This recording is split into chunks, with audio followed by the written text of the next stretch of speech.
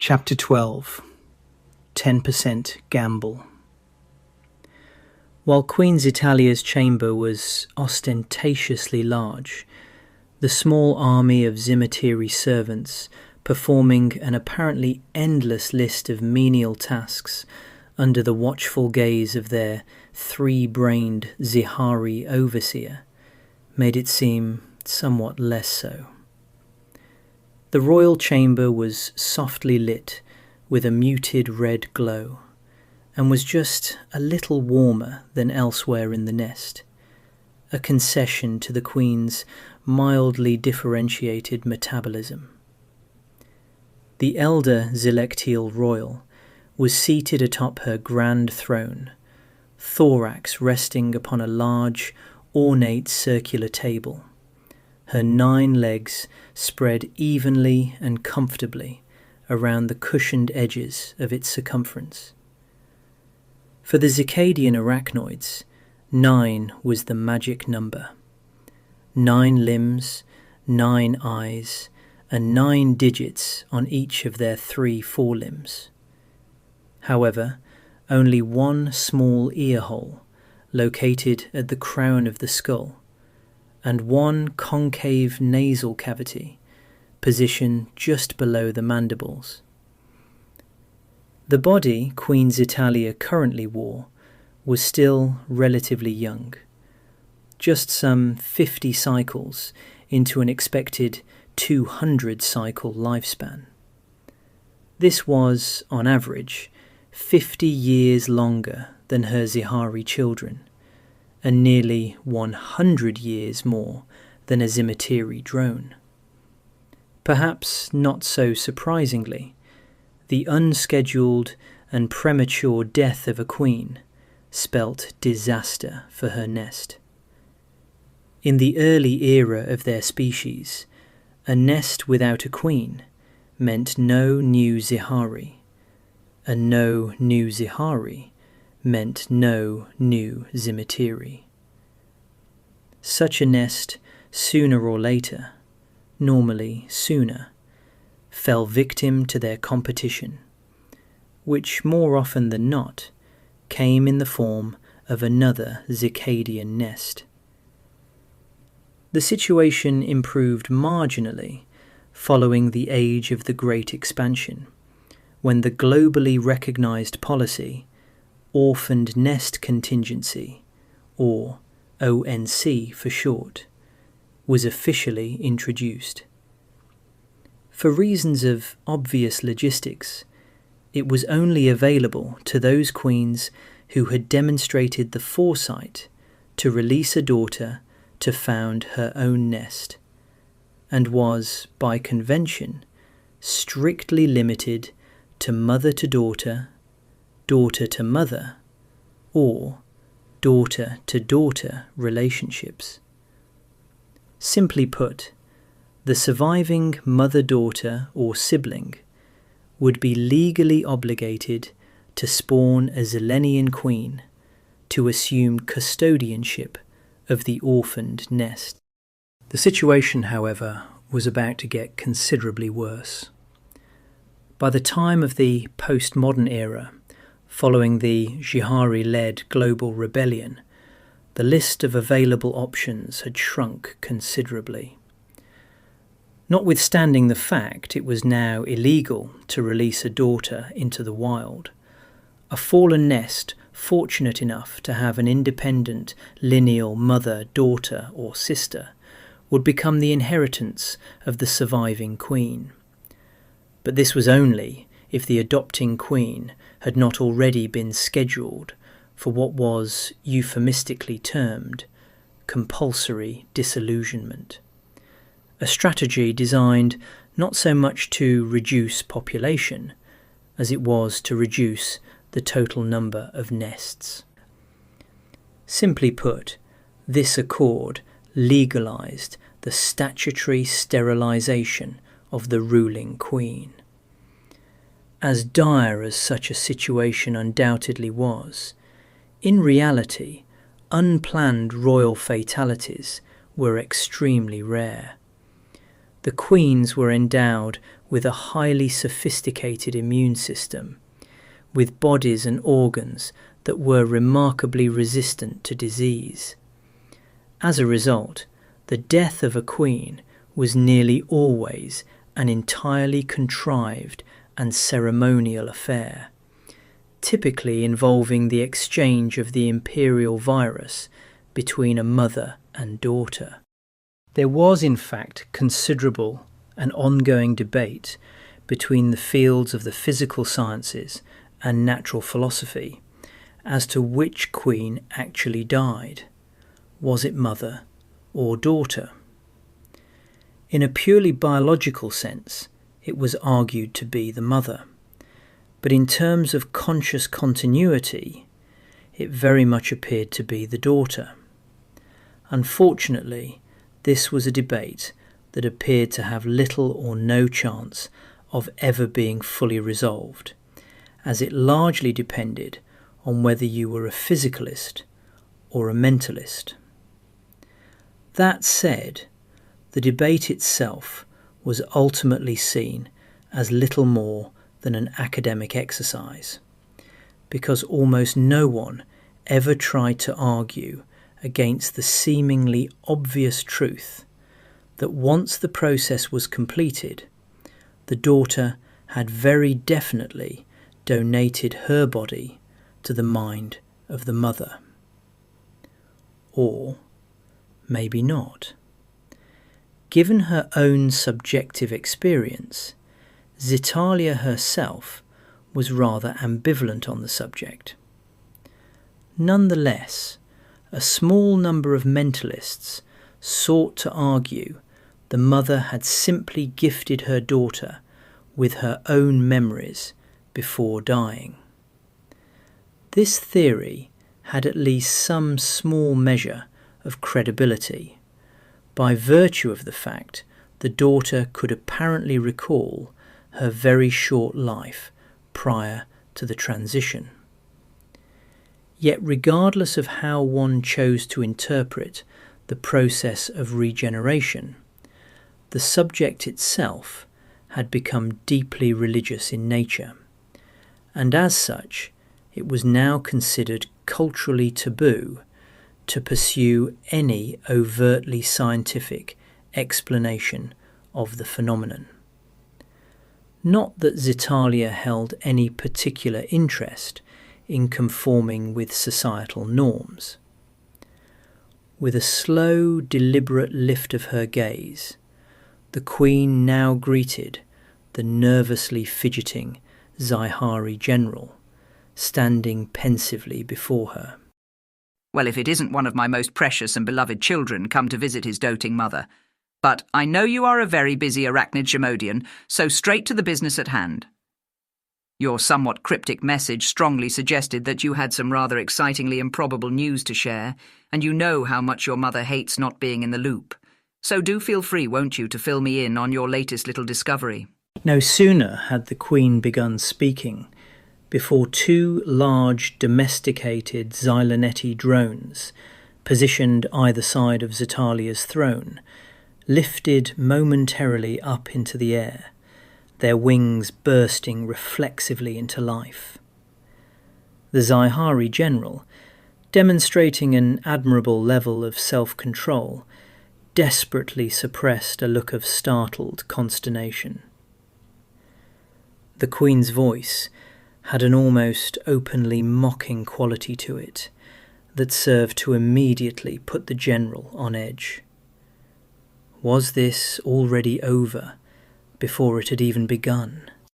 I do indeed have wonderful news to share, my queen. News that I sincerely hope you will agree is more than worthy of your divine audience and royal attention. Xitalia's mandibles twitched with condescending amusement. Oh, really? And what, pray tell, could be worthy of such undivided royal attention, I wonder? Please, my child, put an old queen out of her misery and tell me all about this so-called exciting news. Old queen, the general thought irritably to himself. Yet she sits on that throne, currently wearing a body that is demonstrably younger than even his own. But of course, my queen, I've always greatly admired your pragmatic contempt for the trappings of formal pomp and circumstance. So right to the point then. Now, while it's still too early to acquire a confirmed habitability grading, I nevertheless have unequivocal evidence of a rocky planet orbiting a red dwarf star in the habitable zone, and just 50 light-years distant from Exynos Prime. The Queen's mandibles flared wide in a theatrical show of startled surprise. Unequivocal, you say?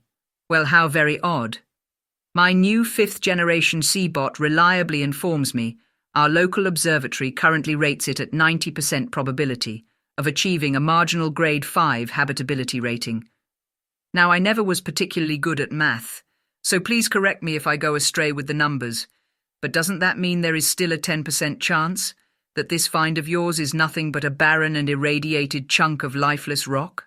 By the shadow of Eclides, I've just been fucked by a Zybot, Ximodian thought to himself furiously. How could I have been so stupid? Very clearly that damn contraption had never been there to serve his needs in the first place, but rather to simply act as a spy for the Queen. Talk about hiding in plain sight. And worse still, he only had his own hubris to blame. Ximodian felt the blood pressure in his head start to build up exponentially, but somehow still managed to maintain a perfectly composed disposition, which did not escape the Queen's attention, and which she could not help but be more than just a little bit impressed by. Please, my Queen, if my turn of phrase came across as unintentionally misleading, then it is only because I know how much you value a robust commitment towards a positive outlook, especially when so much cynicism seems to pervade the nest of late. However, if, perish the thought, this prospect turns out to be only a grade 5 or worse, I can assure you the responsibility and cost in time credits will not fall upon the nest's resources, as I alone have taken sole ownership for the orbital's deep scan request. Xitalia's expression became performatively sympathetic. And I hope you don't think that I don't appreciate your willingness to risk so much if Xicadia forbid your newly discovered little planet falls on the wrong side of a 10% gamble. But nevertheless, Ximodian, your personal loss of time credits ultimately still belongs to me, because to state the rather obvious, you belong to me.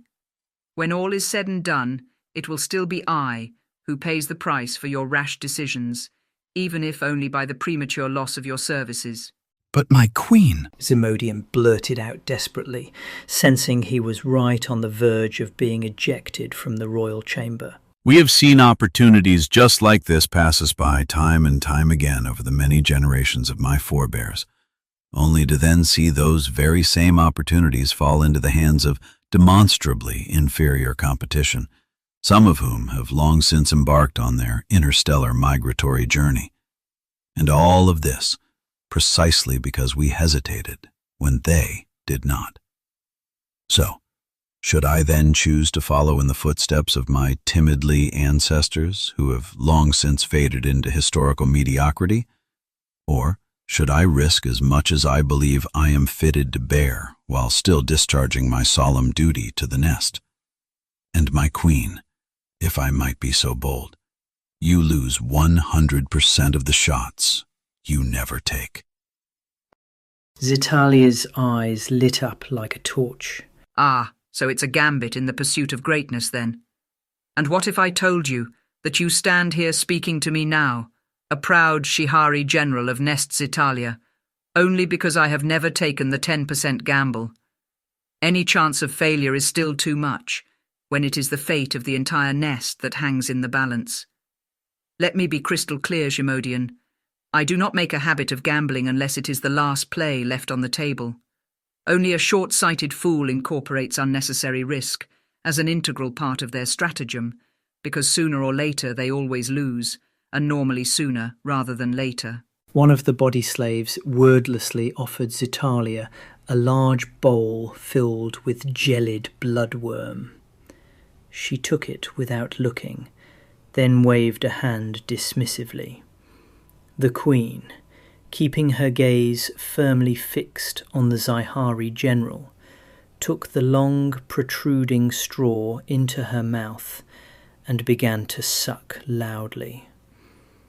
Ximodian felt his abdomen start to rumble, but just did his best to ignore it. After a few moments of awkward silence, she belched enthusiastically with an undisguised expression of contentment. I, Ximodian, in spite of a spiteful lack of consensus, am nevertheless one of the great queens, just as my mother before me. I am an elder queen who has flawlessly piloted this nest over a span of 10,000 years, a length of time that no one but another elder could ever possibly hope to comprehend. From the age of the Great Expansion, right through to the turmoil of the Xihari Revolt, and then into the postmodern era of interstellar travel, I've been here through it all. So, you might want to stop and consider the possibility that I know a thing or two about what is and is not best for the future of this nest. I think you mean best for yourself, O great goddess of the maggots. Ximodian thought venomously to himself.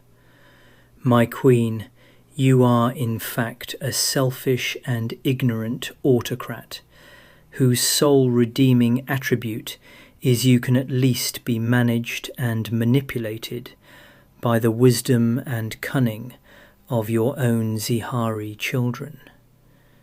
Your survival is predicated purely through their never-ending toil to safeguard the nest's interests.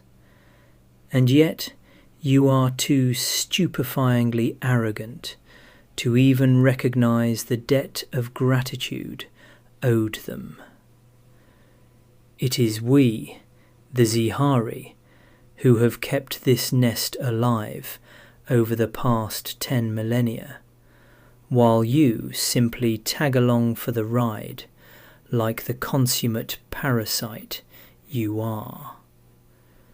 Many were the times, my queen, when it was only the courage and sacrifice of your own generals that kept you alive, when your idiocy all but demanded your death. And let us not forget, you are also a treasonous kinslayer, who, if not for your treachery, would no longer even be our queen. It is to my great shame that I bear the burden of a long-dead Xihari general who failed to discharge his solemn duty right when it mattered the most.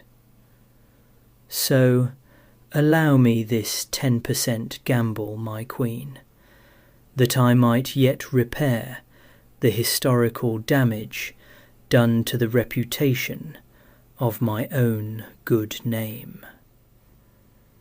Xitalia, taking another long drag from her bowl of jellied bloodworm, continued to stare at the Xihari general with a look of perplexed consternation.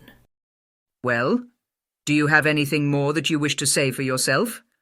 Or am I to take your dumbfounded silence as tacit agreement of my less than glowing assessment?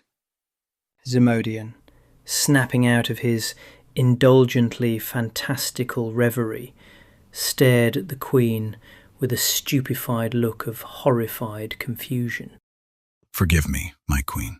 I did only that which I sincerely believed to be in the best interests of the nest, and throw myself now at the feet of your mercy. If you choose to revoke my indolent request to the orbital array, then I will gracefully acquiesce to the timeless wisdom that no doubt will inform your decision.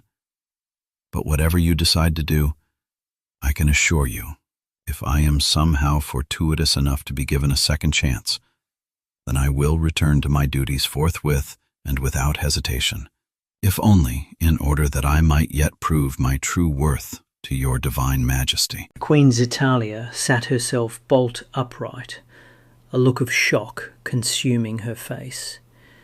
A shiver of pure, unadulterated fear raced along the legs of the Zihari general, standing all their hairs up on end. It was almost as if she had somehow divined every word spoken inside the privacy of his own mind. As the Queen started to lean forward, a small fragment of gooey bloodworm dripped inexorably from one of her mandibles. It created a long, thin line that stretched almost all the way down to the floor, before forming a small puddle on the ground. Ah, but you completely misunderstand me, my naive little child. Your name carries the legacy of greatness, and it's been a long time indeed since one of my Shihari children last lived up to the mighty weight of its expectation. So to my very pleasant surprise, I now suddenly find myself wondering if that wait might finally be at an end. The Queen smiled warmly, a disturbingly genuine look of tenderness forming across her face. It may surprise you to learn, Ximodian, that the rambunctious nature of your actions have actually managed to bring me some small measure of hope.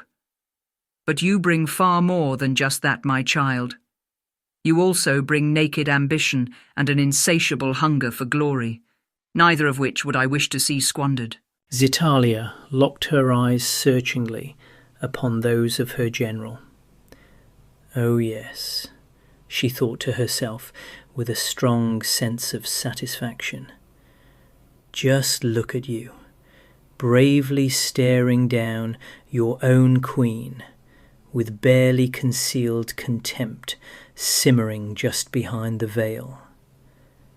I've seen that same look before, a very long time ago, and I rather think that you'll do just nicely. So let's get right down to business, shall we? The Queen said very matter-of-factly. Since the orbital array request and associated ICPB application was logged directly under your name rather than that of Nest Xitalia, the ownership rights, and much more importantly, the legal responsibilities, sit entirely with yourself. And it will stay that way until a transfer of rights to the nest is formally lodged and processed under my own direct authority. But I'm not particularly motivated, I think is the word I'm looking for here, to log such a request any time soon. At least that is, not until we are, how should I say this, a good deal more confident about the non-probabilistic facts surrounding this quaint little planet of yours. Of course, this is something I'm rather certain you have already factored into your interminable plotting, and would be rather disappointed if you had not. So you will no doubt be overjoyed to learn then that I have absolutely no intention of countermanding your lodgment to the IAOA, nor downgrading your security clearance. No, to do so would be the act of a petty, small-minded queen who failed to recognize the true talent of one of her Shihari children, simply because he didn't follow all the rules. Xitalia leaned in hard, like a predator about to deliver the killing blow. So you tell me, Ximodian, am I a petty queen?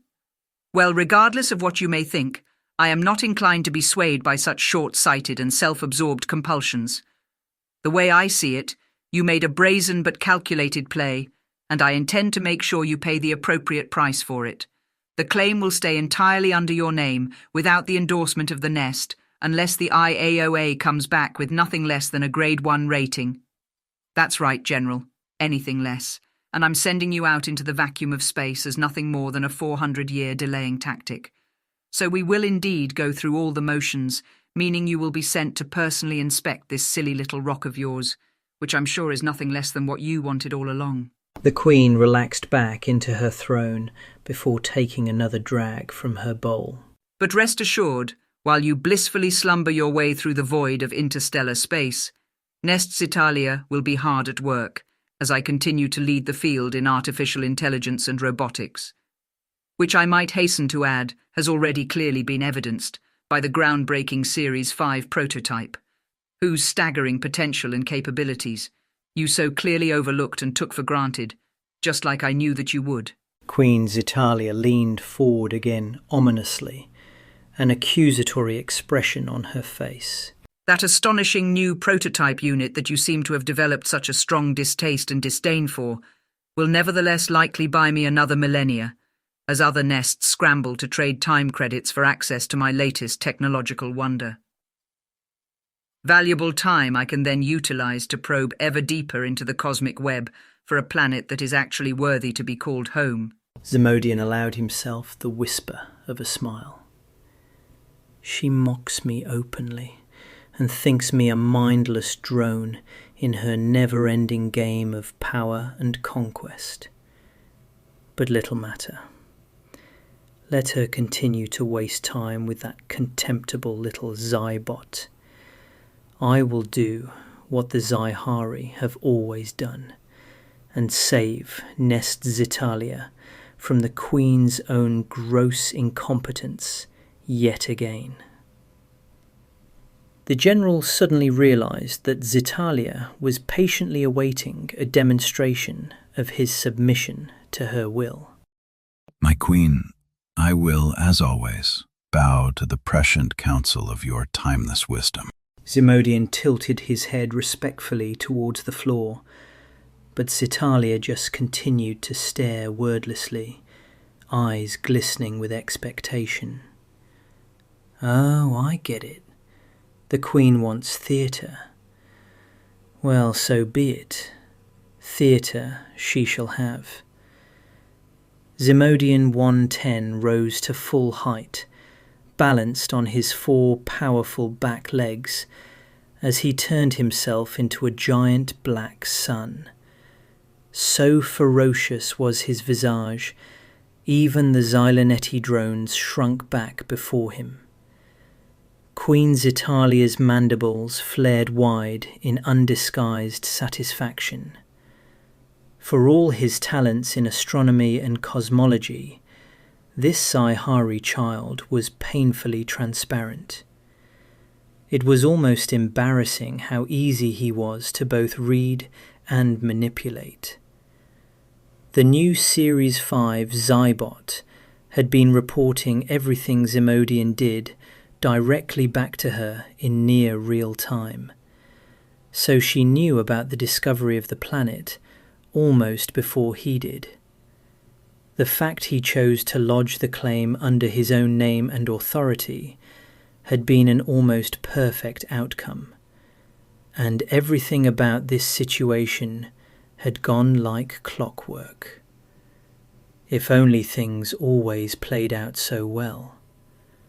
Still, credit where credit was due, that was quite some performance. Ximodian had a real penchant for the melodramatic, which she found highly entertaining, if not entirely convincing. He thought he was so clever. Her Xihari always did. And yet here he was, a 5-brained Xihari puppet, dancing to the pull of her strings, almost as if he was just begging to be manipulated. Well, in any event, sending him on a high-profile mission such as this could do nothing but good for the prestige and status of the nest. With the planet entirely under his name, it was all care and no responsibility, which suited her just fine. Ideally, the planet would indeed turn out to be little more than a barren, lifeless rock, but with just enough doubt to be a useful delaying tactic in the interim. The bottom line was, she had absolutely no interest in settling on a tidally locked, eyeball planet, bereft even a day and night cycle. No, she deserved nothing other than Xicadian 2.0, and to settle for anything less would be pure sacrilege. Only a true idiot, no matter how many brains they might possess, could have failed to realize that most obvious of facts by now. No, let the smaller nests fight over the celestial scraps in their struggle to survive. Meanwhile, she would continue to do what she had always done, and thrive at the head of the table. That had always been the primary difference between her and other lesser queens. So yes, he had brought her hope all right, but only in the form of the boundless nature of his seemingly endless gullibility. Time to pat this five-brained idiot on the head and send him on his way. You are, when all else is said and done, loyal to the nest, my most precious and cherished child, and that is the one singular attribute that I admire above all others. I sincerely believe that Xicadian 13, surely one of the most venerated Shihari in the history of our nest, would have been proud that one such as yourself should now bear the standard of his name. Go now, and fulfill your destiny. Did she really just say Xicadian 13? Oh, the irony! The Shihari general thought silently to himself, as he again tilted his head respectfully, and then swiftly fled the royal chamber.